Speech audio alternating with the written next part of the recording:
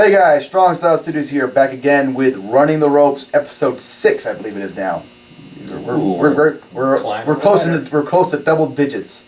We have Alex, Noah, Justin, the Orange Dream. That's right. And today we're going to be talking about WWE, TNA, and a little bit of ROH. And first off, we want to start out with some somber news. This past Tuesday, March 5th, I believe. Yeah, today is the 7th. Yeah, so March 5th. The wrestling world lost a member in Paul Bear, Percy Pringle, or William Moody. Our sincerest condolences to his family. A true legend in wrestling. I talked about it briefly on my channel. I think we should just go around and say like some of our favorite memories of Paul Bear. Well, the thing that stands out is he's just such a guy from a different era who continued to be one of those guys who lived the gimmick a lot, and he still protected kayfabe a lot, even in an era which the internet and it's, people just don't care about keeping character and things like that. And I always thought his name was Percy Pringle. Yeah, I did too. I had no idea. The ROH straight shooting series called him is like shooting with Percy Pringle. It's like holy. It's like I'm like look at Moody. It's like that's his name. I thought it was Percy Pringle. Yeah, but some of my favorite things of him were just that he was just. His gimmick, he added so much to the matches. He was over the top. He was just such a character. Complimented the Undertaker. The Undertaker was just like so serious. He's like, I'm the Undertaker, And then there's Paul Bearer with this high pitched voice. Oh yes. The voice was so. It was kind of funny, but it was kind of disturbing at times too. And if you. I don't know if you guys have seen this, but he's done some shoot interviews for like our video with Jim Cornette, and those guys just tell. I'm gonna have to watch some of those. Must watch the RF Straight Shoot series, I believe, with Percy Pringle and Jim Cornette. Those guys got some stories that just endlessly entertaining. I actually my friends who is a wrestling fan actually met him at a independent wrestling show somewhere, and said he was like a super nice guy, very approachable, and I've just heard nothing but good things about the guy, and it's a very huge loss. One of the great managers of all time, and from we could use him as an example of how what a manager should do for a guy, and it's a lost art. Definitely. I have to agree with everything Justin said. He said most of it. But yeah, I've never heard a bad word about this guy. So I've heard nothing but good things about him. He did do some work with ROH, and one of those guys that never thought he was better than anybody else. Coming into a small locker room. He knew his place in wrestling. He did it very, very well. And I mean, what can you say? It's terrible that wrestling lost another family member.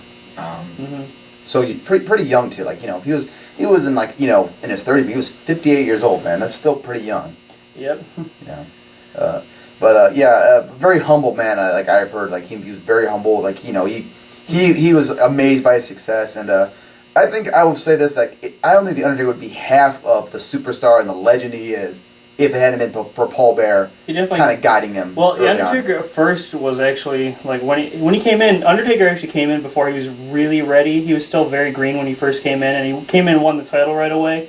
But one of the things that really helped him get over was Paul Bear, and he was his mouthpiece, and he did most of the talking. And Undertaker was still in his formative stages of being able to cut promos as well.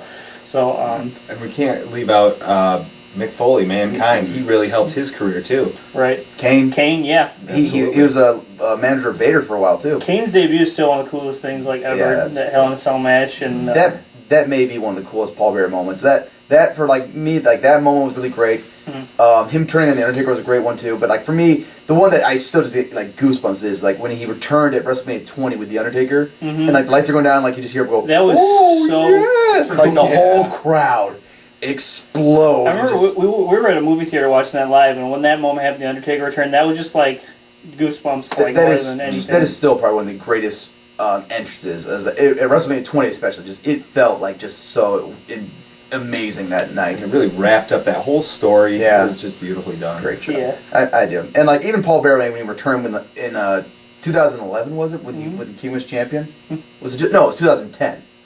When he returned and he teamed up and he was with the Undertaker and then Kane. He was still like on his game as far as that. When was he buried in the cement? That was like 2006. 6 or 5. Yeah. I still don't know how they did that, to be No. honest with you. No, That was kind of crazy. Yeah. But I just forgot what I was gonna say. But no, like another great thing about his character is that there's like we see the Undertaker. It's like one of the few guys that there's an air of mystery around, and like I love the thing he did with like the urn. You never knew what the urn was. And he always protect it. Like certain parts of the match, he'd hold it close when things were going bad, and then he'd hold it out when things were going good. And it was just like Him in that urn mysterious was like, thing. yeah, that was. And it wasn't just a useless prop like some guys have, you know? Yeah, you made the thing like a whole mystical thing, but yes. Paul Bear, a true legend. Rest in peace. Rest in peace. You know, no pun intended. You know, No. that's a horrible joke. I apologize for that. I really like this. Paul Bear is obviously going to be in the Hall of Fame, but it's really a shame because like I think that they're eventually going to do like him, Undertaker, Kane, all inducted at the same year, and like I think Paul Bear's Hall of Fame speech would have been great because like he's a very very nice man, great talker too, and he's a very funny person. I heard, but so yes, thank you for the memories, Paul Bear. All right, now switching gears, let's talk about WWE, which Monday Night Raw aired this past Monday, and it's official: CM Punk, Undertaker, WrestleMania. I don't think any of us are surprised. No, I mean the only kind of surprise is like every year the speculation is Undertaker coming back. It's like you kind of then once they announce it, they're like, why do we think that Undertaker's not going to wrestle? Just because if he's not dead, he's going to be wrestling. Like he could be in a wheelchair, come out, he'd still try to have a match. Yeah, exactly. I'd like to see that match happen. Undertaker in a wheelchair.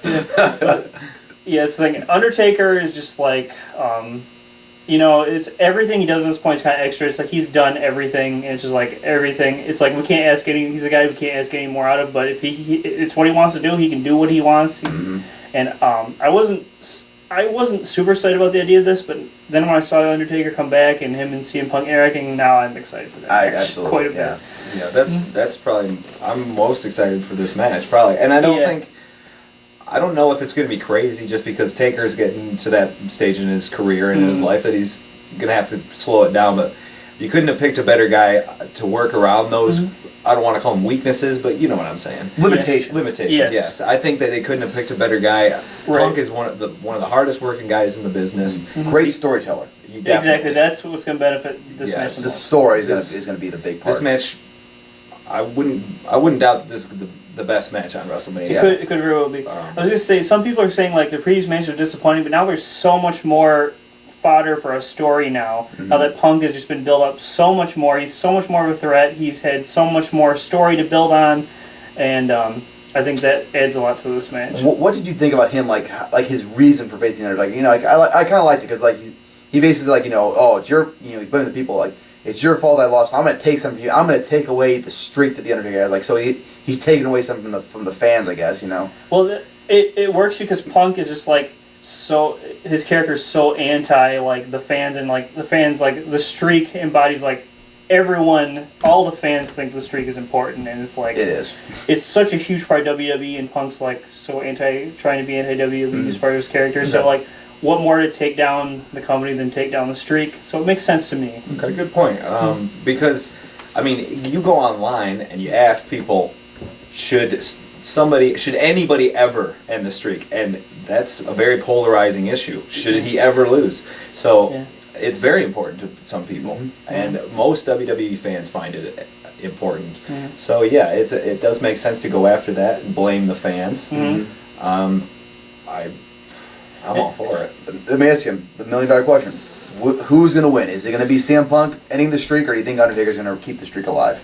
I'm going to go with Taker. It's a safer bet percentage-wise, I guess. Law of averages, but like, you know, I think Undertaker's gonna win, but as usual, they're probably gonna have some scary near fall where you think. Of course, it wouldn't be a Taker match without him. Yeah. I don't know, man. It's hard because like I think everyone can agree like, you know, if Punk won, I don't think a lot of people would be disappointed. You know, I think Punk's one of those guys that could end the streak and. I think people would be up in arms for a bit. Yeah, but then eventually it would take a while to cool off. I don't know. Yeah. But I mean, heat-wise, that would be it. Oh my god, man!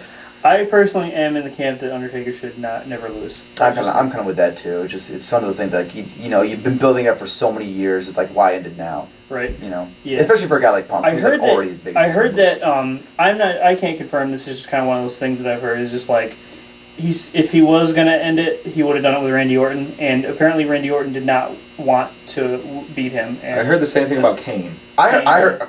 Well, let's go 3 for 3. I heard the same thing about Angle. Yeah. Like he wanted to lose to Angle.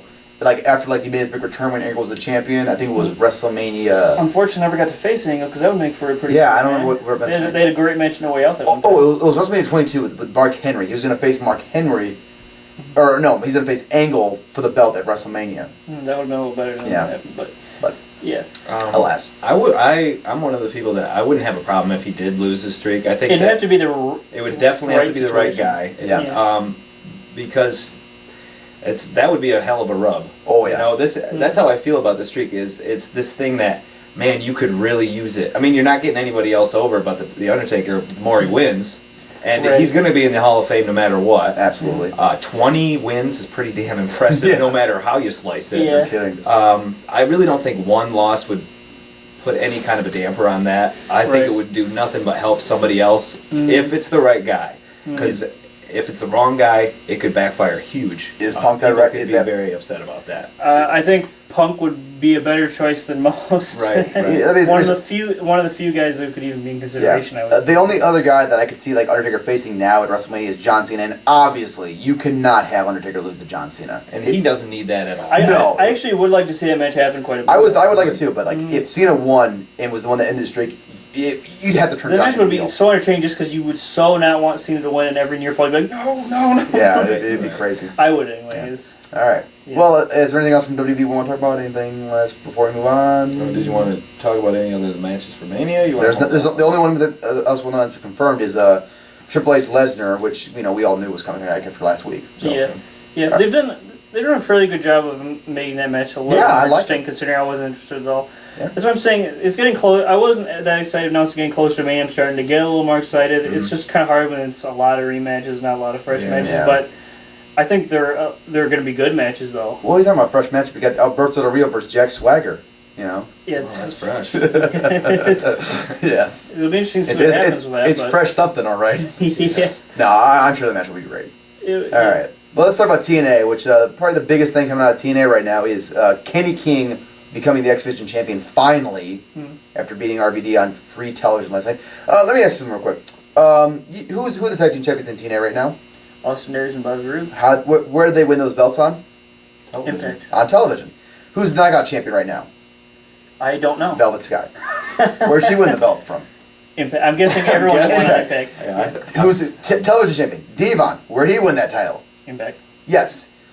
TNA, you do realize you have pay-per-views coming up. Why don't you use your pay-per-views to have your title changes? They've always been like that, though, because especially, people like Bischoff's always thought that TV was, the most important thing. That's bullshit. Yeah.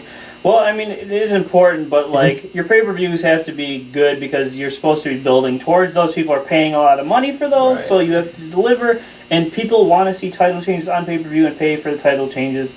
Exactly. And when you don't have title changes on pay-per-view, a lot of times why tune in? They've had so many times where they build up a guy and then a pay-per-view didn't have him go over, then just had somebody go over on Impact a couple weeks later. It just doesn't make any sense. It's insulting. It really is insulting. I understand that TNA doesn't know what they're doing, but the fact that they're going to come out and insult their fans to their face, say, "Hey, buy this pay-per-view. Ha, we got you. Now tune in on Impact and really see what we should have gave you Sunday." All right. Yeah. Bravo from Justin there for basically nailing to a teeth why you should have a title change on pay-per-view as opposed to free television. But in their defense, okay, they do only have 4 pay-per-views. But the thing is, you have a pay-per-view 2 weeks away and you do a title change. Right. Timing is everything, really. Timing, yeah. But the match was okay. We were talking. Me and Noah were talking, and I don't know. Did you see the match? No. Okay. Well, RVD broke out at 450 and knocked himself out, botched the near fall, and then doing thinking he can do that. And then he tried to set him. He looked like he was doing a DUI change. Yeah. He looked. He looked like he was on drugs. He was stumbling. Kenny King said okay, we're going, and he hit the finish on him, but he knocked himself clean out. He was gone. And so Kenny King, your new X Division champion. But we got a Lockdown this weekend. Mm-hmm. The matches announced are Jeff Hardy versus Bully Ray for the TNA World Heavyweight title. No build-up. This Nope. is They've been the stupidest thing. Yeah. They've just been having Bully Ray doing absolutely nothing, wasting him forever, and now so he's throwing the title picture. And the thing is that really doesn't make any sense. It's kayfabe nepotism.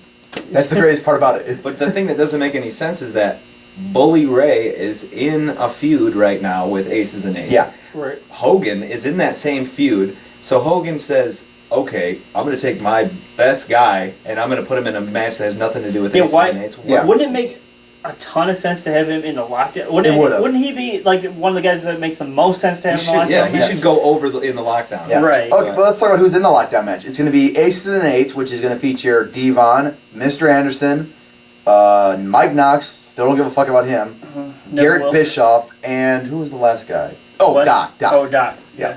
Versus Team TNA, which is Sting, Samoa Joe, good choice, James Storm, who hasn't been feuding with Aces and Eight at all, Magnus, good choice, and the returning Eric Young. Which, Eric Young's kind of random. But yeah, They did attack. Yeah, Young. they attacked him as like it's still like random ass pick to have Eric Young back. Yeah. So Still, it seems like James Storm's kind of being wasted by in that match. God, but James Storm, like what the fuck, man? Like they had like a great match at Bound for Glory and like did jack shit with him. It's just like they don't know what the fuck they're doing with that guy. Yeah, that's that guy who's They don't know being what to do with him. talking about wasting talent. That guy's, man, he's even after they screwed him over by having that stupid finish at Lockdown last year. He's still been super over enough to be in the title picture and even win. He's still super over with the fans, and it's like they could have him in the main event easily. And it's insanity. I'd rather see Jeff Hardy versus James Storm and Bully Ray be in the. Yeah, that'd have probably been better. I thought That would have made more sense. Too much sense. Yeah, I will say though, even though nobody cares about Mike Knox, he might be one of the best wrestlers on that team. I mean, he can actually put on a decent match, maybe a little bit. Better than Bischoff? Garrett Bischoff? Come on now. But Mike Knox, seriously, I remember in WWE he was having decent enough matches, Doc's but pretty good too. nobody remembers him. Yeah. Nobody knows that he was in WWE anymore. No one cares. Yeah, I don't know. Do you guys remember last year how they had a ton of talent Lethal Lockdown match and it sucked? It was so I can't get excited for this with the. Maybe it'll overachieve because I don't have any. Maybe this pay per view will overachieve because my expectations are because last year my expectations were pretty high and then just sucked. Yeah, that was the worst show of the year, I thought. So my expectations are as low as they can be. Maybe it'll exceed my very low expectations. That'd be great. Okay, then, well, speaking of low expectations, how about Wes Briscoe versus Kurt Angle in a steel cage match? Kurt Angle doing more stuff that nobody cares about, really. Yeah, Wes Briscoe's going to get the biggest rub of his life if he has a decent match, but I really don't expect Kurt Angle likes him. I don't think, for some reason, Angle does not seem to have the greatest eye for talent all the time. Shocking. Yeah. Well, he likes him because he's an amateur wrestler. Yeah. Right. Yeah. I mean, I'm sure the guy, you put him in a gym to wrestle amateur style, I'm sure he's an animal. But you put him in a pro wrestling ring and he's not worth dick.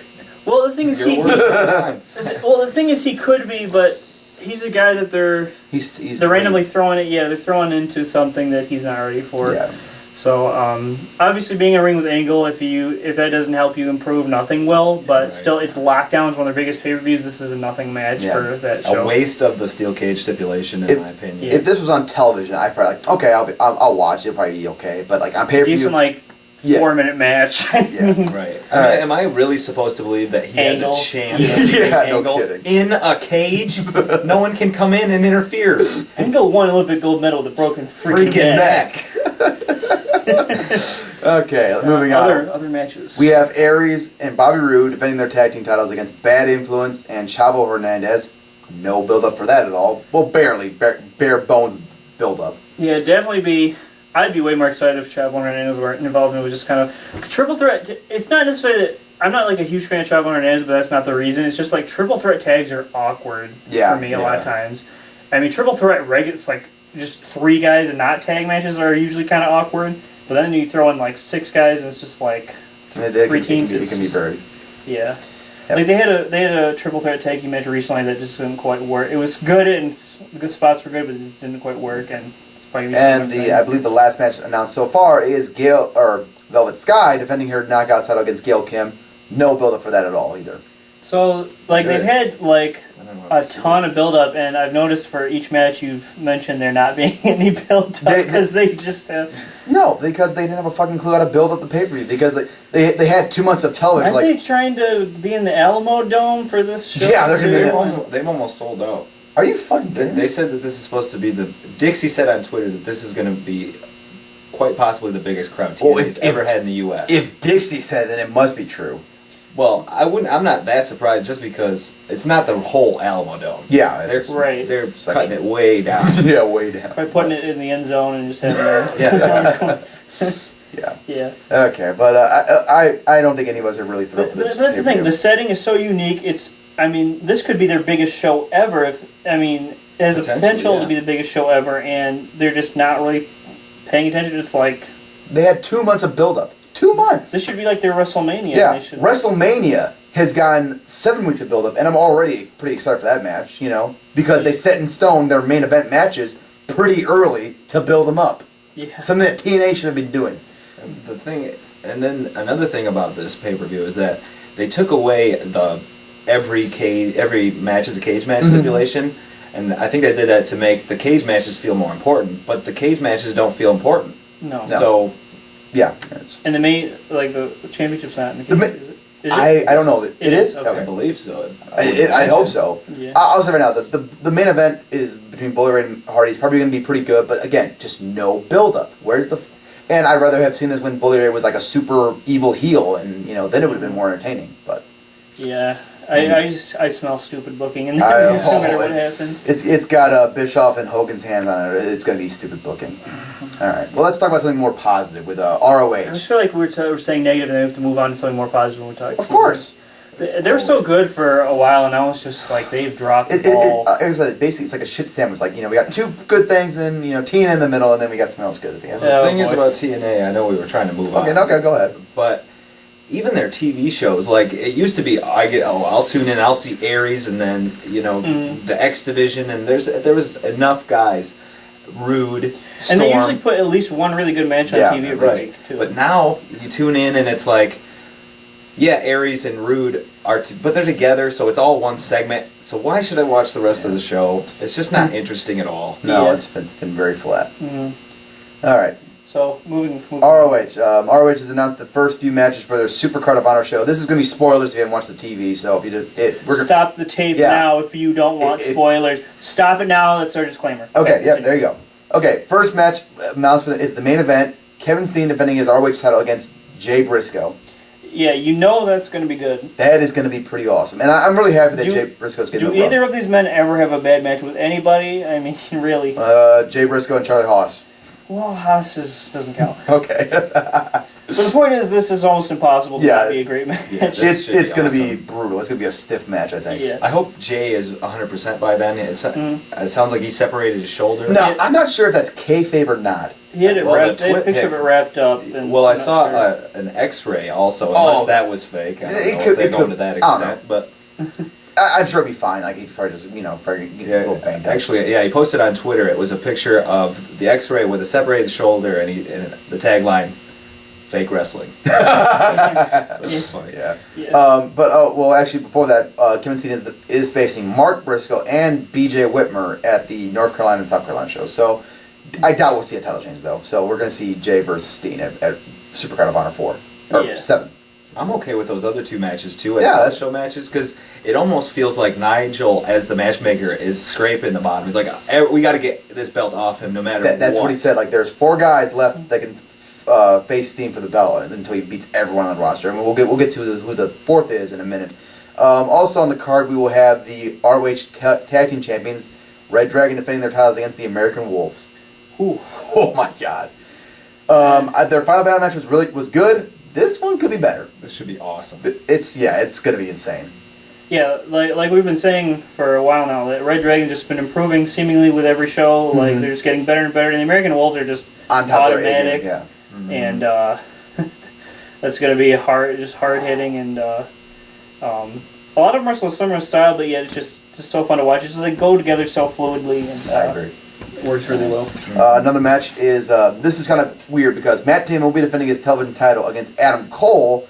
However, The match where Adam Cole won the title shot was against Matt Hardy, and it ended in a DQ. So we're probably going to see it be a triple threat match with Matt Hardy added as well. Mm-hmm. And only reason I'm happy about this is just so Matt Hardy can go out in New York and get shit the fuck on. He is going to get booed out of the building. Yeah. So I figure this would be a pretty good match. This would be fun, you know. Mm-hmm. I don't have very high expectations for this No. match. Probably within the 3-star range, maybe a little lower. Yeah. Well, it doesn't offend me in any way. No. But it's not the most exciting thing. We get Truth Martini in New York. That'd be great. Yeah. I think this is just this is going to be a way to move Cole further away from the TV title, just to get him out of there. Yep. You get your rematch, and then he can move on. Solidify Give Taven a very nice rub here too. Yeah. Yeah. I think we're going to see those two, Hardy and Cole going at it most of the time. Maybe Taven will steal it. The win. Probably. I'd be surprised. And then the last match announced so far is Michael Elgin and Jay Lethal in I believe it's a number one contenders match. I haven't heard for sure yet, but it's pretty safe to say whoever wins this match is probably going to be the guy next in line for a title shot or something like that.